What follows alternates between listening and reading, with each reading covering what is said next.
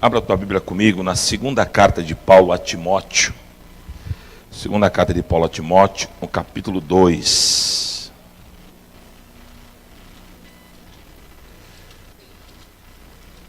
Segunda carta de Paulo a Timóteo, capítulo 2, versos do 1 ao 5.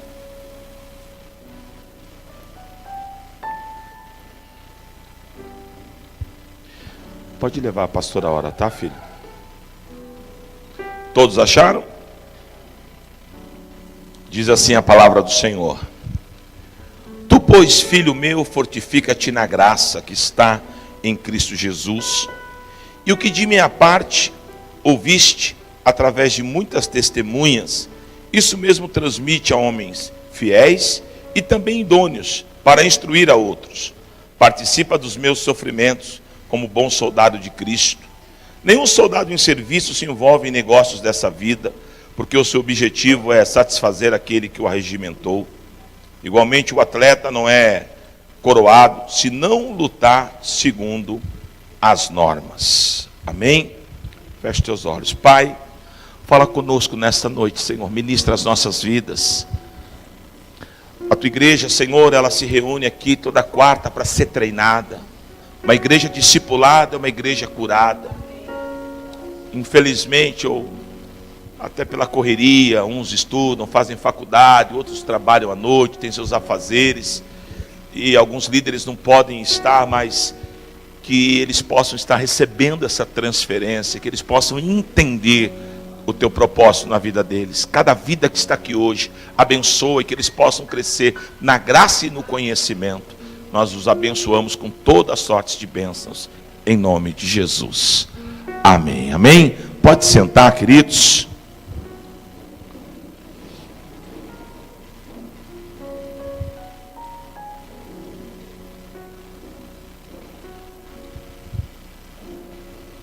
Glória a Deus.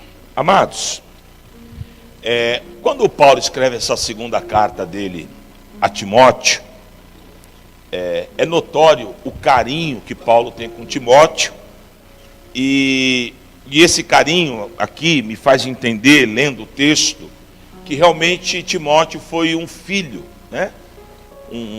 Alguém que realmente recebeu sobre si a paternidade de Paulo. Você nota até que a forma como Paulo trata Timóteo, né? O versículo 1 do capítulo 2 começa dizendo assim, ó: Tu, pois, filho meu, né? Então aqui mostra o carinho. Paulo, nessa segunda carta a Timóteo, dizem os historiadores que 99% ele estava preso em Roma, já estava nos seus últimos dias, talvez aguardando sentença já de morte. Provavelmente Timóteo deveria estar fazendo a obra em Éfeso, e nesse momento Paulo está num momento muito delicado, porque quando Paulo ficou nessa segunda prisão lá em Roma, todo mundo abandonou Paulo. Na verdade, o único que não abandonou, olha como é que é as coisas de Deus, né? Foi o Lucas, que lá no começo Paulo não queria ele, lembra? Não, até ele teve uma confusão lá, né, com Barnabé por causa de Lucas.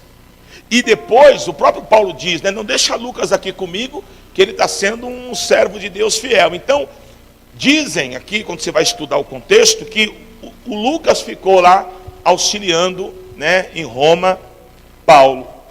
E o outro filho, então, que Paulo tem é Timóteo, que está em Éfeso, fazendo a obra e dando continuidade. Então, quando eu leio esse texto, eu vejo e começo a entender alguns princípios acerca de paternidade. Então, tanto Lucas, mesmo com aquele problema, quando Paulo não quis ele foi embora, mas depois ele voltou, Lucas era muito jovem. Então, mesmo Lucas, ele também teve esse conceito de paternidade. Paulo, né, ensinou, Paulo gerou. E aqui a gente vê também um Timóteo que Paulo está trabalhando, está gerando. Por quê? Porque espiritualmente aqui havia um princípio de paternidade. Uma outra coisa que me chama a atenção aqui é a questão da transferência, né?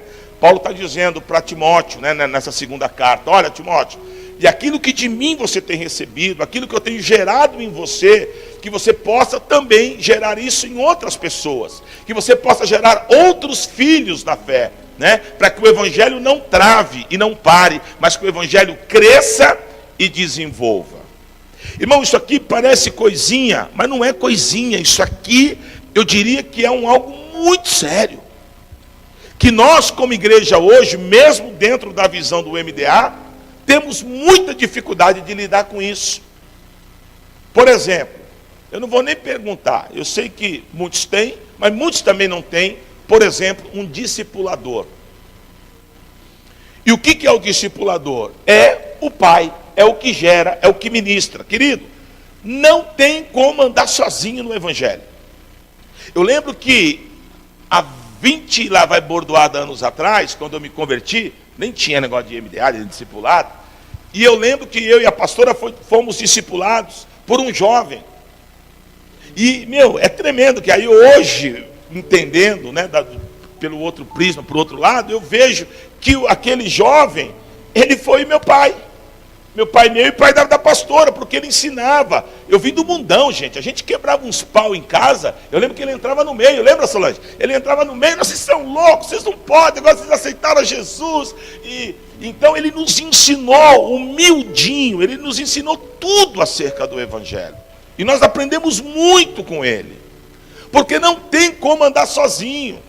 Quando você começa a andar sozinho e não há uma paternidade, não há uma transferência, não há algo sobre a tua vida, você começa a estagnar. E a tendência de você escutar bobagem, de você se desviar, de você fazer bobagem, aumenta. Por quê? Porque você não está sendo o quê? Acompanhado. A Bíblia não fala em João 3 que quando eu entrego a minha vida para Jesus eu nasci de novo? Sim ou não? Sim ou não?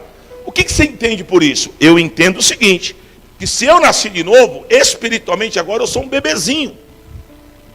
Que como, né, no sentido literal, eu vou ter que, né, começar a engatinhar, depois andar. Já viu criança pequenininha quando quer andar? Eu vejo pela minha netinha, pela Valentina. Então às vezes ela fica de pé, às vezes cai, às vezes se empolga, quer correr, cai, porque está aprendendo a falar, e aí a gente vai orientando, né? O pai vai orientando, até o ponto que depois a filha começa a andar sozinha.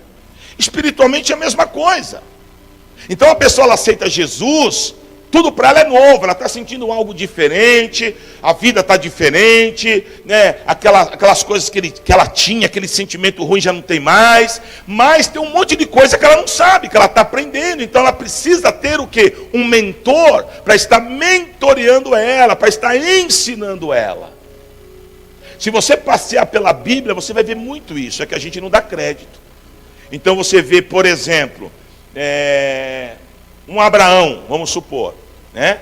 Abraão não gerou alguém fora da família, mas gerou o Isaac, porque o Isaac recebeu tudo que tinha de Abraão, né?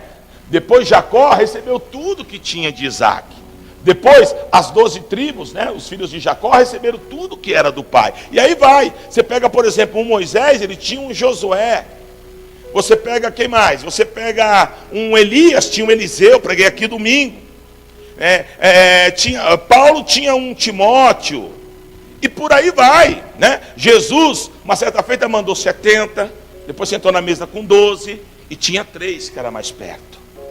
Então você vê o cuidado. Só que nós como igreja, às vezes nós não queremos viver isso, nós queremos viver aleatoriamente, ou então a gente quer viver de uma forma, e às vezes eu vejo nos bastidores da igreja, com uma falsa paternidade. O que não é paternidade bíblica, o que não é contexto ou visão MDA na questão paternidade. Eu até marquei aqui, ó. Por exemplo, paternidade não é atitude motivada por alma, ou seja, por sentimento.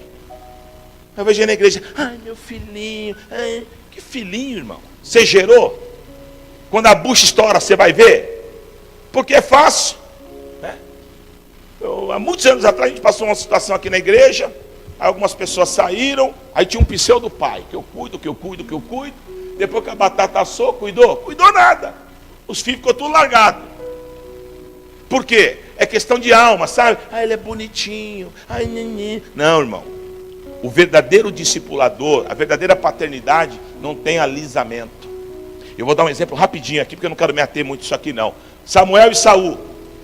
Amém? Samuel foi o instrumento de Deus para levantar Saul, sim ou não? E também foi o instrumento de Deus para mentorear Saul. E quando Saul pisou na bola duas vezes, em Gilgal, e também pisou na bola em Samuel 15, quando ele foi para Amaleque, Samuel não alisou com ele. E Samuel falou na lata dele: por causa da tua atitude, você perdeu a tua condição de rei em Israel. Entendeu? Então, ele gerou, ele cuidou, com certeza devia ter uma liga de amizade. Mas quando teve que exortar e teve que confrontar, não teve conversa fiada. Ele foi e confrontou. Então, paternidade não é movido por alma. Paternidade é algo sério.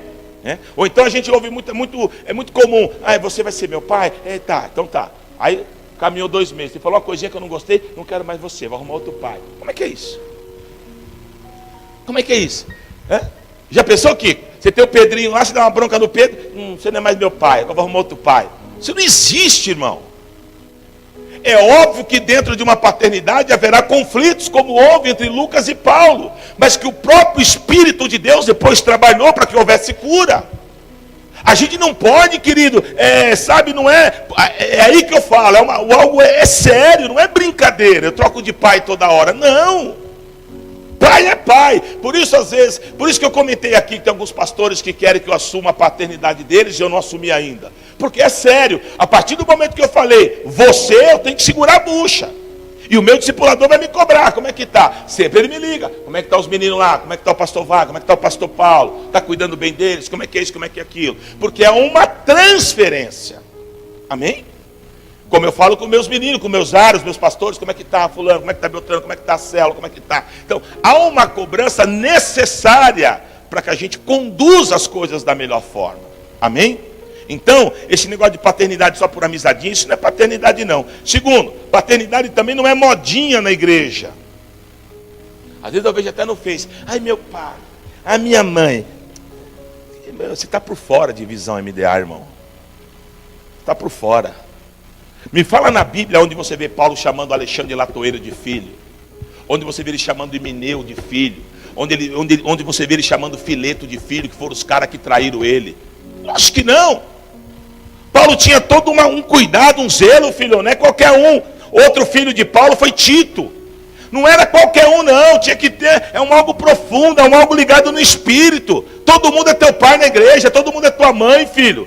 Teu pai e tua mãe é aqueles que te geraram aqui espiritualmente falando. Amém? Qual célula que você é? Quem cuida de você? Ele é o teu pai, ele está ministrando sobre a tua vida.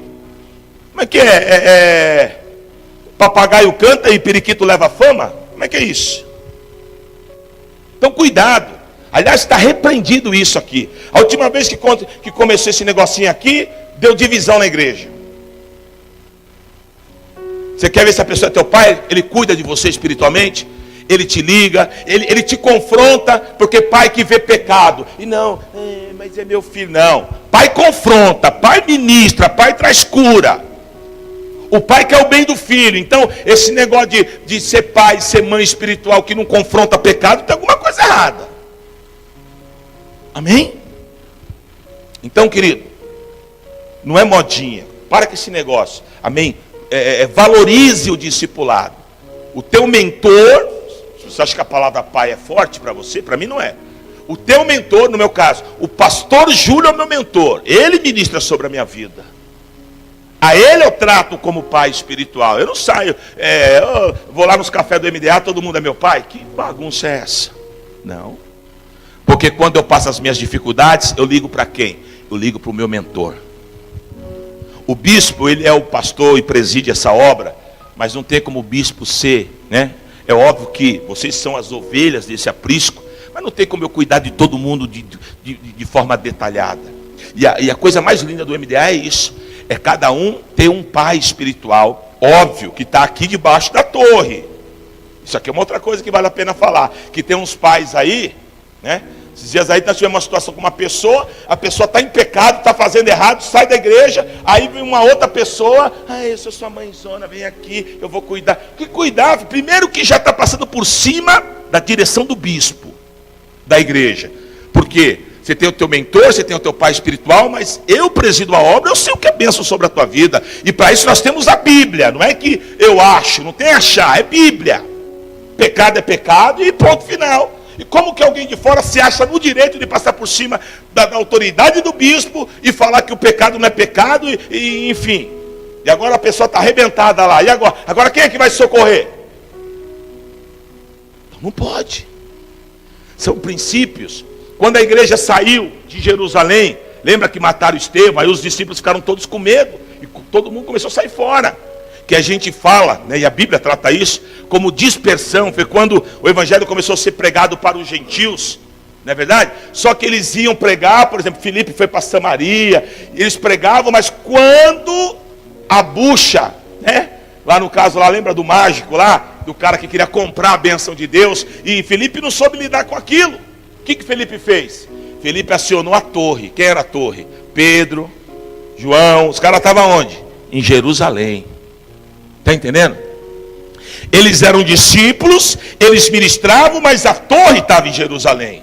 Então vocês são discípulos, tem pessoas que ministram sobre a tua vida, mas a torre é a igreja, a qual as portas do inferno não prevalecem. Então tudo que passa por cima da torre tem coisa errada. Não é verdade? Não tem esse negócio de independência, a gente é interligado. Aí às vezes, querido, a gente se depara numa situação, ó, só para você entender, pastor Wagner tem a igreja dele, ele é o presidente da igreja dele. Humanamente falando, ele não tem obrigação nenhuma de me compartilhar nada, mas tudo que ele vai fazer, ele me liga. E aí, bispão, estou a fim de fazer isso, o que o senhor acha? O senhor acha que é benção? Ou ministra sobre a minha vida aí, me abençoa.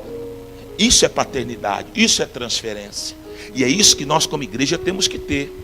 As nossas células que estão debaixo de transferência, onde as pessoas entendem esse princípio, elas estão voando, quebrando paradigmas, estão multiplicando. Por quê? Porque é a transferência. Amém? Então, paternidade não é modinha. Paternidade é algo gerado de fertilidade, não de esterilidade. Quando eu vou atrás de um discipulador, primeiro eu tenho que ver se ele é fértil. Não é transferência? Sim ou não? Se ele não for fértil, ele vai transferir o que para você? Ah não, eu quero que o Chiquinho, o maior fofoqueiro da igreja, que ele venha me ministrar. Você vai virar um outro fofoqueiro. Porque ninguém dá o que não tem, irmão. A gente só dá o que a gente tem. Então até isso tem que tomar cuidado. Ô meu paizão, maior fofoqueiro da igreja. Não, irmão. Ô meu discipulador lindo, o cara é cheio de maracutaia. Não. É vida na vida, irmão, é sério. Amém? O discipulado é algo sério. O discipulado é pessoa que você vai abrir o teu coração, que vai orar com você, que vai caminhar com você. Jesus falou que é melhor ser dois do que ser. O MDA, o que a gente prega aqui, é tudo embasado na Bíblia, irmão. Jesus falou, melhor ser dois do que ser um. Porque se um cair, o outro levanta. Amém? Então, paternidade é algo gerado de fertilidade e não de esterilidade. Agora, voltando para algumas condutas acerca da aliança de paternidade, que é o que eu quero tratar aqui hoje. Então, a primeira conduta de quem quer viver debaixo desse princípio de paternidade. A primeira coisa, ele precisa ter na sua vida fidelidade e transferência. Não dá para você trabalhar com pessoas que não são fiéis. O que é a pessoa ser fiel? Ô, irmão, pessoa fiel é pessoa transparente. A pior coisa que tem é você trabalhar com pessoas na segunda, né? A pior coisa que tem é você ter, por exemplo, uma empresa. Então a empresa está numa crise, a gente chama todo mundo para conversa, está todo mundo lá. Olha, amanhã nós vamos fazer uma extra, está todo mundo lá. E tem aquele que está lá, você vê que ele está meio destacado, só aqui. Você já está escrito, eu vou ferrar todo mundo. Eu vou ser a divisão aqui nessa firma. Em todo segmento tem esse tipo. Por quê? Porque a pessoa não é fiel, não é leal, não é transparente. Aí você pode falar, bispo, você está falando que você é pastor de igreja, você não quer que as pessoas saiam da igreja. Irmão, para com isso, a igreja sempre vai chegar e vai sair gente. Abre lá o teu Google, o teu computador lá, coloca no Google, por exemplo, Igreja Presbiteriana de Itaquera, por exemplo. Aí vai ter uma foto, né? Geralmente as igrejas tradicionais têm isso, aquela foto de 1927, aqueles velhinhos de chapéu, já morreu tudo. Mas a igreja está lá. Já veio filho, já veio neto, bisneto, tataraneto. A igreja não para. Isso faz parte. Amém? Daqui a pouco aqui, Deus forma, um que vai de missionário não sei para onde, é outro que Deus prepara para abrir um ministério. Amém! Eu não estou falando disso não, eu estou falando de lealdade. Olho no olho, ó, a pegada é essa, assim, assim, assim, assim, o Senhor me abençoa. Vai com Deus, filho, você foi homem. Agora fazer coisa por trás. Você estava conversando com um pastor aí, o pastor passando uma peleja na igreja, e foi entregar a chave da igreja, não aguentou, já estava tudo armado por trás. O pastor saiu, já chegou a culpa, já montou a igreja no mesmo lugar. Onde que Deus abençoa uma coisa dessa? Isso aí é bandidagem, irmão. Isso aí está por fora. Isso aí não é conduta de homem e de mulher de Deus. Homem e mulher de Deus é fiel. Amém? Outra coisa, Deus é Deus de confusão. Eu sou o quê? Assembleiano? Então eu vou lutar pela Assembleia. Ah, mas meu negócio é com Deus. Isso aí é o papo mais de fariseu que eu já ouvi na terra. Não, qual que é o nosso papo aqui? Tem umas perguntas que não dá, né? Ô irmão, qualquer igreja que é de Deus, a priori é quem? Isso aí a gente não faz mais que a obrigação. Agora, se eu estou numa igreja, eu vou lutar a causa daquela igreja. E eu vou mostrar daqui a pouquinho para você aqui na Bíblia. Porque tudo que eu estou pregando aqui é base bíblica. Agora eu estou dentro da igreja, né? Não, eu vou lá no campo, sou corintiano. Aí estou lá no meio da torcida do Palmeiras. Aí Palmeiras. Aí nada, porcaiada, vocês vão perder. Ai Palmeiras, pô, é trairagem, pô. Tá entendendo? Como é que eu estou dentro de uma igreja e estou torcendo contra? Não, ou eu sou filho ou eu não sou, gente. Tá entendendo como é que é? Não dá, irmão, isso é em todo segmento, casamento. Aí tua esposa, teu marido vem, ô bebezinho, eu te amo, né? Aí você vira as costas, ei, dá licença, essa mulherzinha chata, eu não quero essa mulher. Mas que é isso? Que casamento é esse? A gente dá risada, mas está cheio de gente assim dentro da igreja, irmão, que não tem aliança com o ministério, que não é filho, que não é gerado. Porque quem é gerado das entranhas, né? Ó, o Paulo está lá, irmão, está esperando a sentença de morte, mas ele sabe que lá em Éfeso tem um jovem que o cara é com ele, é filho. E ele está ainda ministrando o cara, para o cara dar continuidade. Amém? Versículo 2, né? E o que de minha parte ouviste, né, Timóteo? Através de muitas testemunhas, isso mesmo, transmite a homens fiéis e também idôneos para instruir a outros. Então, Paulo está dizendo, aquilo que você aprendeu comigo, transfere a outros. É o que eu preguei aqui no domingo, né? É o que eu preguei lá na conferência do MDA, quando teve. A gente precisa ser Eliseu, a gente tem que ser canal livre para a bênção de Deus fluir. Não Geazi, que aborta. Então, a bênção veio, chegou em mim, cano entupido. Não passa mais nada. Não, eu tenho que dar continuidade. É isso que Paulo está dizendo. Timóteo, eu não te forjei, eu não te ensinei. Agora ensina outro. Esse outro ensina outro, esse outro ensina outro. E foi através desses ensinamentos de Paulo que nós estamos aqui hoje. Por quê? Porque foi vindo, foi sendo pregado, foi sendo formado, foi sendo discipulado e chegou até nós. Só que às vezes na igreja as pessoas não entendem isso. Segunda conduta. O filho, dentro da paternidade espiritual, luta a causa do pai. É óbvio, dentro de princípios bíblicos. Por exemplo, na vida real. Meu pai encheu a cara de cachaça, quer bater na minha mãe. Eu vou ficar a favor dele? Não? Sim ou não? Mas eu vou bater nele por causa disso? Também não. O que eu vou fazer? Paizão, você está aí, mano. Você está... Oxi, ficou doido? Você está tratando a mãe com desrespeito. Eu vou chamar o pai no confronto e vou ministrar. Está entendendo como é que é? É igual eu, o bispo. Às vezes eu ministro jovem, esses dias eu ministrei um senhor. A Bíblia me ensina o quê? O jovem eu vou ministrar como irmão, como filho. E o mais velho eu vou ministrar como pai. Eu não vou chegar chegando, eu vou ministrar no amor, no carinho, para que haja o quê? A mudança. Amém? Então a gente precisa transferir essa unção e a gente precisa lutar a causa do nosso discipulador, daquilo que é. Hoje quando o pastor Júlio me ligou, olha, tem a missão lá da Alemanha, está precisando, tal, já me cocei, já falei que eu vou ajudar, já liguei para o meu filho também. Eu estou lutando a causa do meu pai. Amém? Olha o que está escrito aí, para você ver que não é, que é Bíblia. Olha o que Paulo está falando para Timóteo, ó. Participa dos meus sofrimentos como bom soldado de Cristo Jesus. Então Paulo está dizendo, rapaz, os meus dias estão chegando, eu estou cansado, está difícil, mas continua pregando, participa do meu sofrimento, me ajuda nessa luta. É isso que Paulo está dizendo. Então não adianta a gente ter um discipulador e um discípulo onde há uma divisão, um reino subdividido não prospera. Tem que ter o quê? Uma unidade, uma união. E eu também não quero que você saia daqui hoje, depois dessa mensagem, você que não tem discipulador, e sai pegando discipulador a laço. Não! Eu estou te ensinando e no Espírito, você vai procurar alguém que você vai, não, esse é bênção de Deus para ministrar sobre a minha vida. Não é sair aleatoriamente, não. O bispo falou, agora tem que pegar. Não, eu só estou te ensinando do contexto, que precisa, você sozinho não consegue. A mocinha jovem casou, está cheia de problema no casamento, se ela tem uma discipuladora, ela vai poder orar junto com essa pessoa. Ou o rapaz também tem um discipulador homem, ele vai ter alguém para orar com ele. Agora, quando a gente está sozinho, é difícil. Terceira conduta de uma paternidade, para ela ser sarada, ela precisa gerar filhos para a obra de Deus.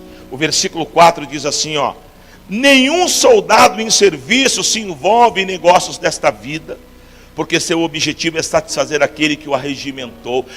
Esse versículo é um tapa na cara da igreja. Quando eu digo igreja, é como um todo. Porque o que mais a gente escuta é o quê? É o meu trabalho, é a minha faculdade, é os meus negócios. Nada contra, querido, eu sei que você vive, né? Você tem a tua vida. Mas Paulo está falando aqui de prioridade. E hoje, 90% da igreja não prioriza a Deus como primeiro plano. E a gente esquece do primeiro mandamento, que é amar a Deus sobre todas as coisas. Deus é mais importante do que o teu trabalho. Deus é mais importante do que a tua esposa. Deus é mais importante do que o teu esposo, do que os teus filhos. Deus é mais importante do que a tua empresa. Deus é mais importante do que os teus negócios. Está aqui, ó, Paulo está dizendo, Timóteo, não se embarace com coisas dessa vida. Já ensina direito aí. O povo tem que priorizar Deus. E dá, bispo? Dá. Porque antes de eu ser pastor, querido, eu sempre trabalhei e fiz a obra de Deus. Nunca foi empecilho o trabalho para mim não fazer a obra de Deus. Chegava cansado, moído, já é direto para a igreja.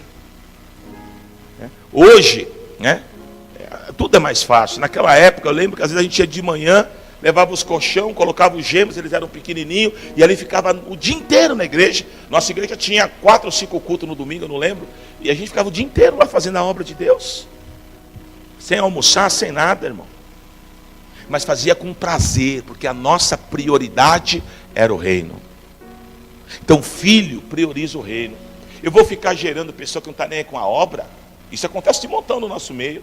E aí, cadê o seu Timóteo? Aí não veio. E o seu Timóteo vai abrir a cela? Está nem aí. E o seu Timóteo está caminhando com você, está indo atrás de uma casa para multiplicação da sua cela? Ih, bicho, meu Timóteo faz 4 celas que não vai. Você está gerando filho errado, querido. Isso aí não dá para ser teu filho. O teu filho tem que estar na mesma pegada que você. Olha quem Paulo está gerando aqui. Olha o Timóteo aqui, ó. Ele manda a letra e Paulo responde. Ele manda a letra e Paulo... Aliás, ele manda a letra, Paulo, e Timóteo responde. Ele manda a letra e Timóteo responde. Amém?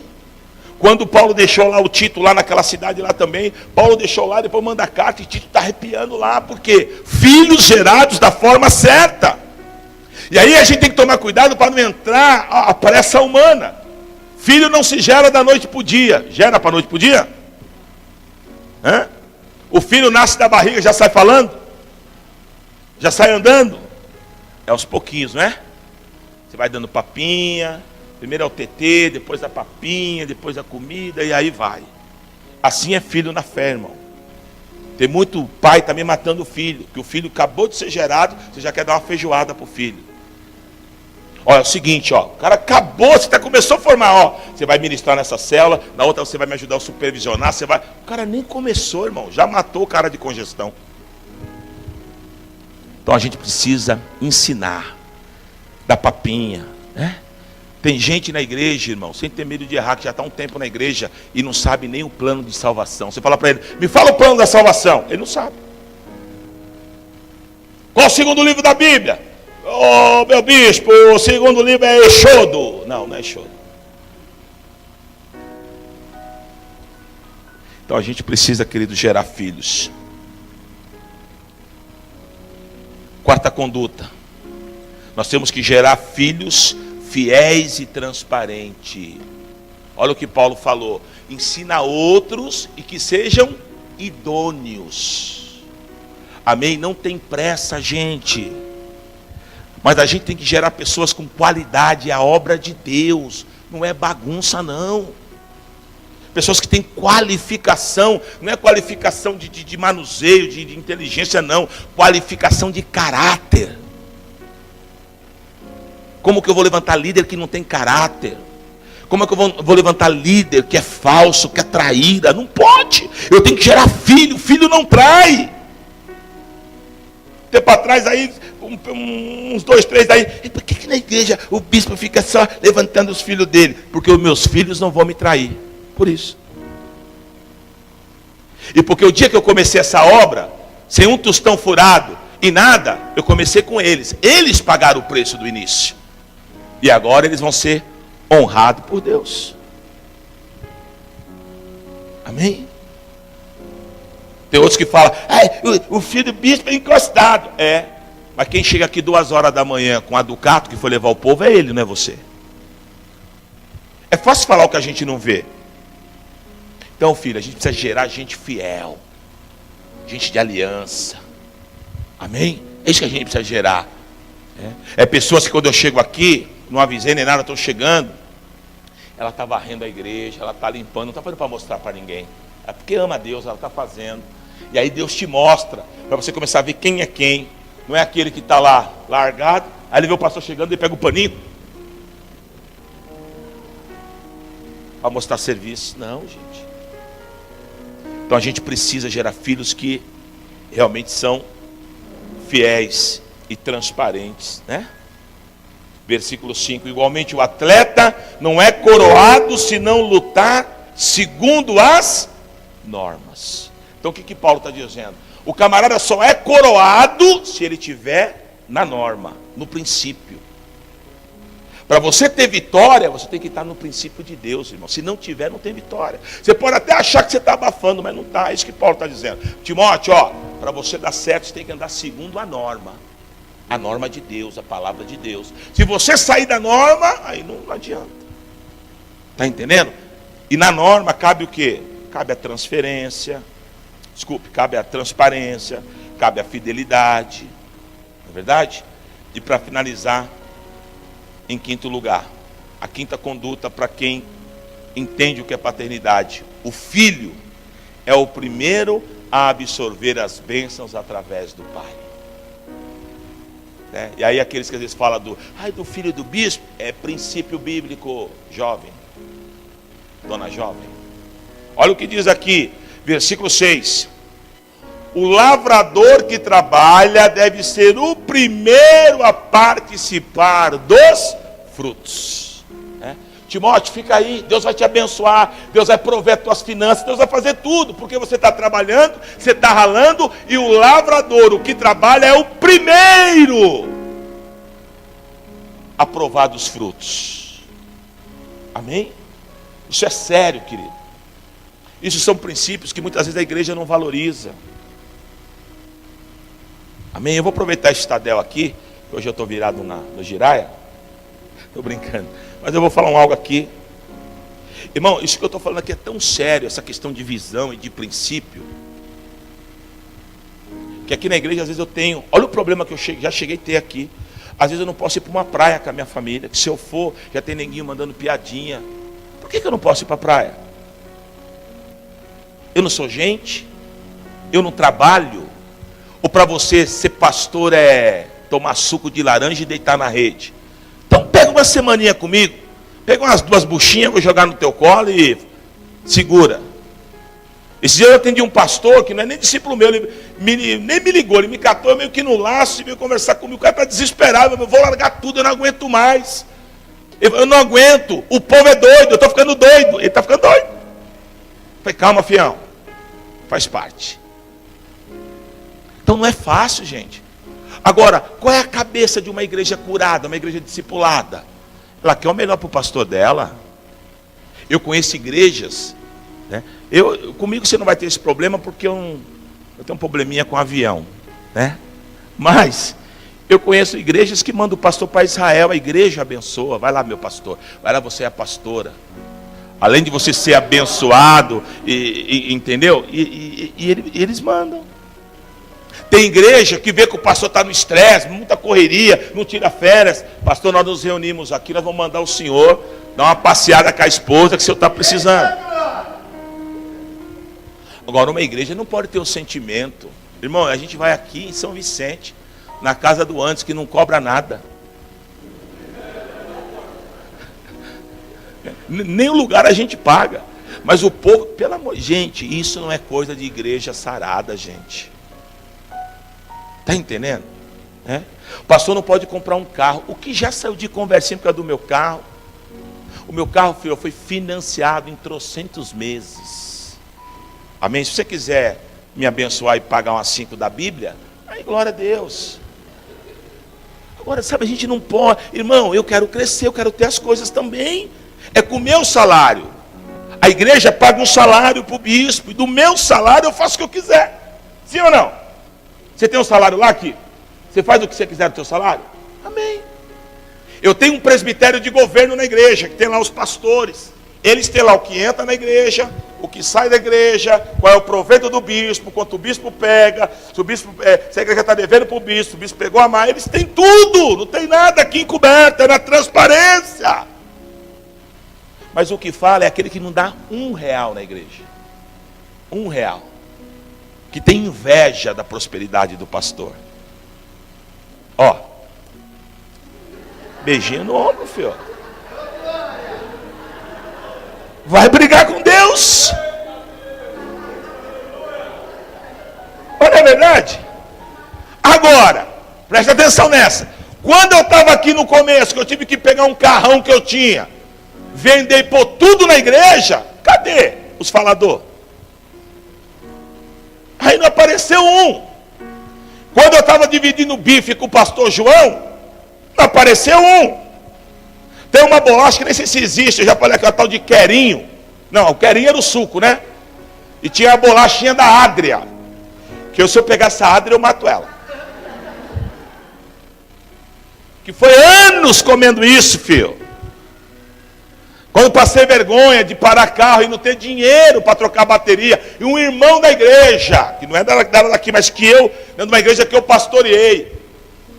Aí eu falei para o irmão, mas dá para dar um prazinho? Eu só tenho um cheque, eu não tenho dinheiro. Não dá. Olha o carão, eu tive que pegar a bateria velha, pôr no carro e ficar lá esperando. Eu e o pastor João, como que a gente iria resolver sem um tostão no bolso? Quer dizer, esses momentos ninguém lembra. Mas eu lembro, porque fui eu que passei. Então, filho, não tem esse pensamento não. E deixa eu falar algo aqui muito profético e assim, espiritual. Se um pastor fizer coisa errada numa igreja, não é você. O próprio Deus tira ele. Porque isso aqui não é teu e não é meu. Isso aqui é de Deus. Amém? Agora, queira o melhor para o teu pastor. Eu já ensinei aqui várias vezes, não é nem na minha vida, né? Já ensinei às vezes. Aprenda a honrar os pastores que me auxiliam aqui, que são homens de Deus. Isso é bênção para a tua vida. Passa qualquer dia, vai lá no bolso dele, coloca 20, coloca 50, sei lá. Ou lembra dele, né? Compra um queijinho, não sei, pastor, trouxe para o senhor. Não é de mim não, estou falando deles, porque eles ralam aqui na obra. Porque eles trabalham. Isso é bênção para a tua vida, querido. A Bíblia fala que o presbítero é digno de dupla honra. Essa palavra honra no grego é honorários. Lá Paulo está dizendo, e é para Timóteo, Paulo está dizendo que aquele que é presbítero, que preside, lá está falando de pregar a palavra, ele é digno de duplo honorários, de duplo salário. Um pastor tem que ser honrado, querido. Um pastor que vai para o altar e não sabe se a escola do filho está paga. Um pastor que vai para o altar não sabe se a luz da casa dele está paga, se o aluguel dele está pago. Com que cabeça que ele vai ensinar a igreja? Como muitos pastores que eu vejo aí fora, gente, sabe, Eu já vi situações de missionários ficar largado lá em outro país, a igreja aqui milionária, e deixar o missionário lá passando fome. Você acha que Deus está nisso aonde? Então, gente, vamos ser uma igreja. Deus tem mais para nos dar. Está entendendo como é que é? Eu estou preparando a cabeça da igreja. Amanhã vem um salão para a gente comprar. 500, 600 mil. Aí isso não entra na tua cabeça também. Nossa, eu nunca nem vi esse tanto de dinheiro na... né? Só que você não sabe a força que tem no corpo. Aqui é uma igreja, irmão. Aqui o Jesus que multiplicou lá para Pedro é o Jesus dessa igreja que tem poder para multiplicar. Mas quando a minha cabeça a minha mente é cauterizada, quando eu fico nessas coisinhas, aí o pastor foi para a praia. Aí o pastor comprou um sapato. Não, o pastor vai vir pregar de Havaiana. É umas coisas absurdas, gente. Lá na igreja lá de cima, o irmão se invocou porque o pastor tomava água em copinho descartável. Ele queria que eu tomasse água do que? Da torneira? Irmão, não. Eu rejeito isso. Isso é espírito de Maria Mulambo. Espírito de miséria. Está amarrado. Nosso Deus é o dono do ouro e da prata. Ele tem o melhor para nós. Amém? Em nome de Jesus, nós vamos gerar filhos aqui. Filho, e o filho briga a causa do pai. Quando alguém vem falar mal da tua igreja, fala, ó, querido, fala mal da igreja não. Se você não está bem lá, tenha a hombridade de ir lá e procurar o teu líder, o teu supervisor, o teu pastor, o bispo. Pede a bênção. Saia como homem de Deus, como uma mulher de Deus. Fica falando pelas costas não, que isso é coisa de gente baixa, gente sem caráter. Porque Deus não trabalha assim não, gente. Amém? E se alegre com a conquista dos seus irmãos. Quando eu vou na casa de um irmão e eu vejo prosperidade, eu me alegro. Já falei aqui, eu já fui em comunidade aqui, de chegar lá, os barraquinhos, vai daqui, vai de lá, e entrar na casa do irmão vermelhão, que você vê o teu rosto no vermelhão, casa limpinha e tal, falo, glória a Deus. Está dentro da comunidade, mas nessa casa tem prosperidade. Porque a prosperidade não está nisso aqui não, irmão. A prosperidade está naquilo como você enxerga a vida, como você é. Amém? Levanta a tua mão direita e diga assim, eu quero ser filho. Diga, eu quero ser filho. E diga assim também, eu também vou gerar filhos. Em nome de Jesus. Glória a Deus. Feche teus olhos.